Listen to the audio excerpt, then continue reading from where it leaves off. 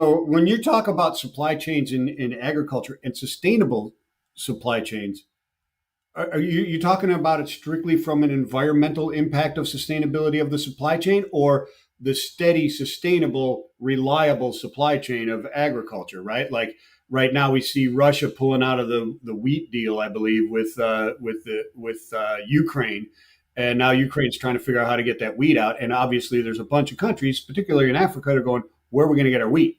Right? Exactly. It makes it all very real, doesn't it, to a lot of Yeah. people?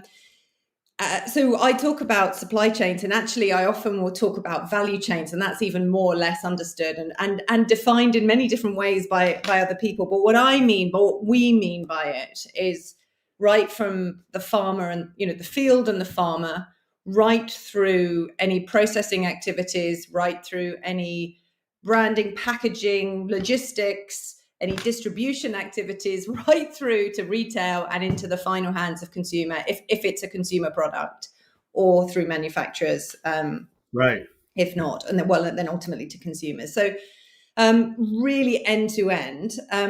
But perhaps the easiest way is to give an example. So back in 2010, the first investment that Windward made was into the Barbados sugar industry, actually. So we have a long and very proud and very passionate history with the Caribbean. And having lived in the Caribbean, myself and my husband set up Windward. And there's a story to how I got to the Caribbean, but we can come back to that. But anyway, in 2010, I was in the Caribbean after having been there for a while, and could see the plight of the sugar industry in Barbados, sort of following where other sugar industries across the Caribbean have gone. Small islands, no economies of scale, Right. world price takers, bulk supply, but not a lot, taking prices that don't really cover the cost of production or don't cover the cost of production at all.